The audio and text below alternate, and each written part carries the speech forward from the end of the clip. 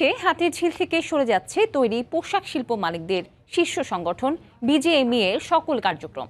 কিছুক্ষণ পর গণভবন থেকে ভিডিও কনফারেন্সের মাধ্যমে রাজধানীর উত্তরা ১৭ নম্বর সেক্টরে বিজিএমইএ এর নতুন ভবনের আনুষ্ঠানিক উদ্বোধন করবেন প্রধানমন্ত্রী শেখ হাসিনা। বিজিএমইএ জানায়, সর্বশেষ চলতি মাসের ১২ তারিখ পর্যন্ত হাতিরঝিলে বিজিএমইএ তাদের কার্যক্রম চালাতে পারবে। আদালতের এই আদেশ বাস্তবায়নে প্রায় ১.৫ বছর আগে নতুন এই ভবনে নির্মাণ কাজ শুরু হয়। ১১০ কাঠা জমির উপর গড়ে তোলা হচ্ছে ১৩ তলা বিশিষ্ট দুটি ভবন। এখন পর্যন্ত ভবনের ৫ম তলা পর্যন্ত নির্মাণ কাজ সম্পন্ন হয়েছে। আগামী ১৫ এপ্রিল থেকে নতুন ভবনে দাপ্তরিক কার্যক্রম শুরু হওয়ার কথা রয়েছে।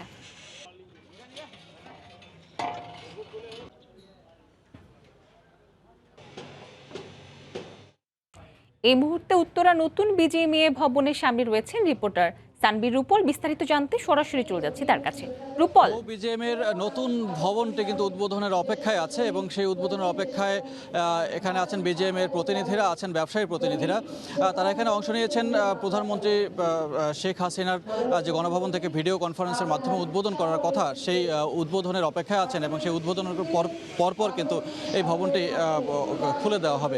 এখন আপনি দেখতে পাচ্ছেন যে এখানে একটি অনুষ্ঠানের আয়োজন করা হয়েছে। উত্তর ১৭ নম্বর সেক্টরের এই বিজিএমইএ ভবনটি কিন্তু ২০১১ সালের ৩ এপ্রিল কিন্তু আদালত অবৈধ ঘোষণা করে এবং তারপর দীর্ঘ ৮ বছরের আইনি প্রক্রিয়ায় কিন্তু আইনি লড়াইয়ে হেরে গিয়ে তারা কিন্তু এই নতুন ভবনটির কাজ শুরু করে এবং এই নতুন ভবনটিতে ১২ই এপ্রিল কিন্তু তাদের সর্বশেষ সময়সীমা, আদালতের বেঁধে দেওয়া সময়সীমা অনুযায়ী ১২ তারিখের মধ্যেই তাদেরকে এই অফিসটি কার্যক্রম উদ্বোধন শুরু করতে হবে এবং ওই ভবনটি ভেঙে ফেলার নির্দেশনা কার্যকর করতে হবে।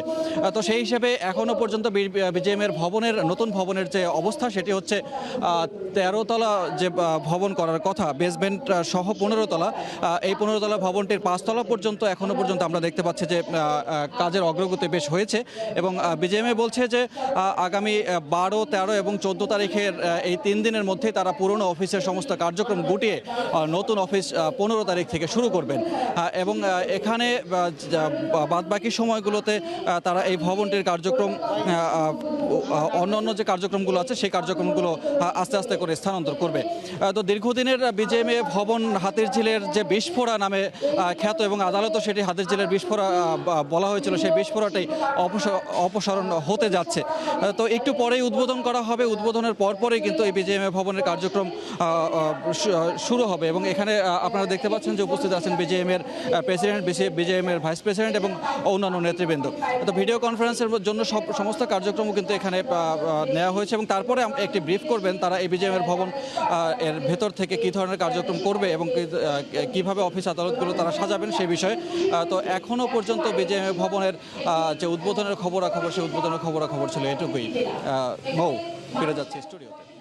উদ্বোধনের আনুষ্ঠানিকতা সম্পর্কে জানাতে উত্তরা নতুন বিজিএমইএ ভবনের সামনে থেকে আমাদের সঙ্গে যুক্ত হয়েছিলেন সহকর্মী সানবীর রূপল।